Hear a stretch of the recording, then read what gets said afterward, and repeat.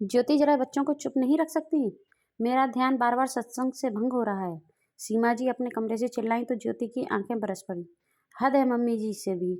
आयरा को 2 बुखार है और अयान भी जुकाम की वजह से खींच रहा है। दोनों बच्चों को देखने बैठ जाऊंगी तो खाना समय से कैसे तैयार मिलेगा।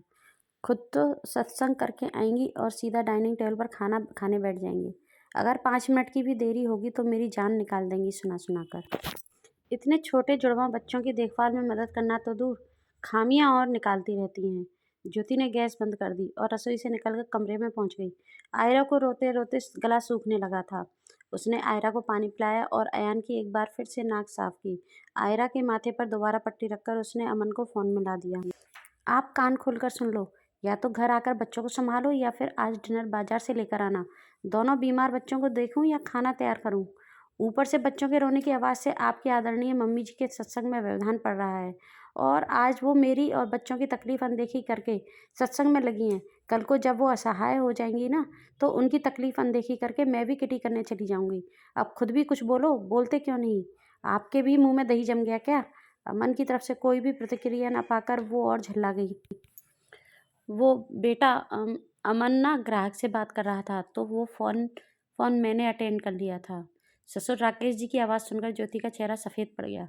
फ़ोन कब हाथ से छूट गया वो नहीं जानती। आज ये क्या अनर्थ हो गया। बस यही और होना बाकी रह गया था। आज तो मेरी खैर नहीं। अमन ने कितनी बार समझाया है कि तसल्ली से बात किया करो, पर नहीं, तीर की तरह छूट पड़ती है वो फ़ोन पर।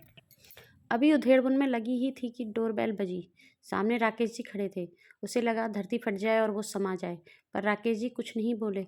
सीधा बच्चों की तरफ भागे। जेब से दवा निकाली और ज्योति की तरफ मुखातिब हुए। मैं दवा लेता आया हूँ बेटा। अमन भूल गया था काम में। ये सिर्फ आयरा का है और ये अयान का। तुम बच्चों को दवा दे दो और फिर आराम से खाना बनाओ। इन नन्हे बदमाशों का ख्याल रखने को मैं हूँ बेटा। ज्योति को काटो तो खून नहीं।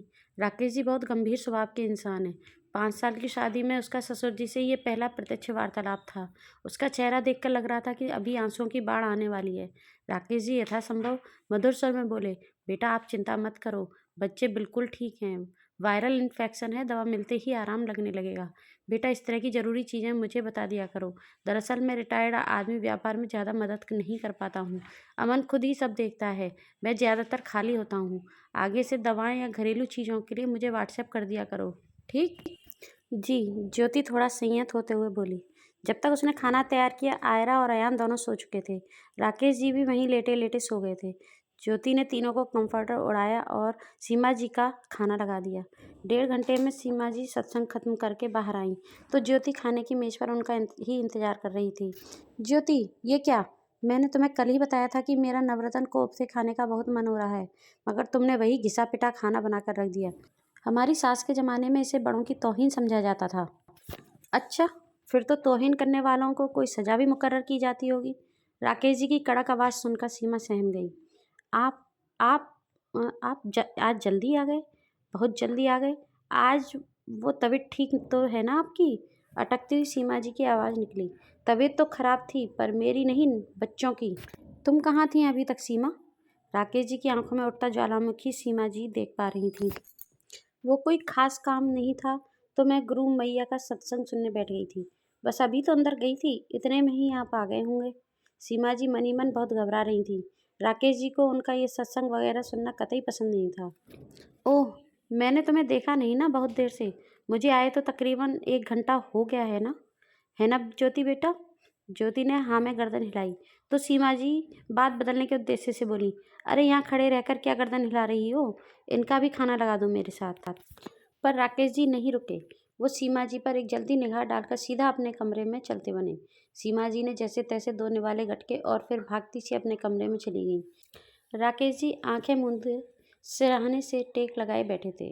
सीमा जी को कुछ नहीं सूझा तो एकाएक बोलने लगी, थक जाती हूँ मैं भी सारा दिन बहू और बच्चों को संभालते हुए। दिन भर के कुछ क्षण तो मैं भी सुकून में अपनी मर्जी से जीना चाहूँगी ना।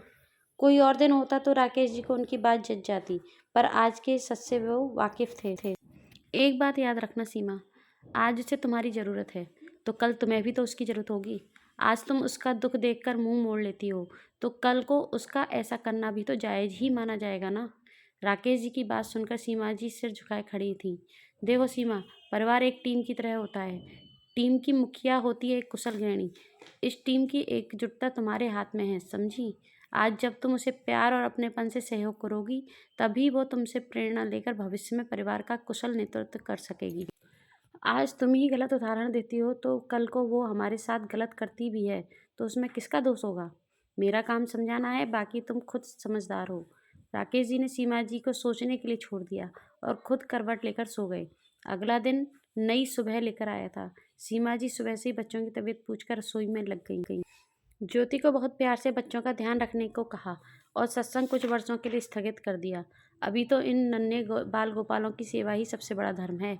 ज्योति सीमा जी की बात सुनकर मन ही मन राकेश जी के चरणों में दंडवत झुक गई। उसे खुशी इस बात की है कि बजाय बातों का बतंगड़ बनाने के राकेश जी ने न सिर्फ समस्या का समाधान निकाला, बल्कि अपने परिवार को एक बड़ी कलह से भी बचा लिया। अगर सभी लोग इसी तरह समझदारी से समस्याएं सुलझाएं, तो ये पारिवारिक कलह धरती से लुप्त ही हो जाए। आपकी इस बारे में क्या राय है? कमेंट करके ज़रूर बताएं। आपको ज्योति, सीमा जी और राकेश जी के किरदार कैसे लगे? अपनी राय ज़रूर दें। फ्रेंड्स, कहानी पसंद आई हो तो उसे लाइक शेयर ज़रूर करें। हमारे चैनल को सब्सक्राइब कर लें, बेल आइकन प्रेस कर लें, जिससे कि आपको आने वाली स्टोरीज़ का नोटिफिकेशन मिल सके। Thank you.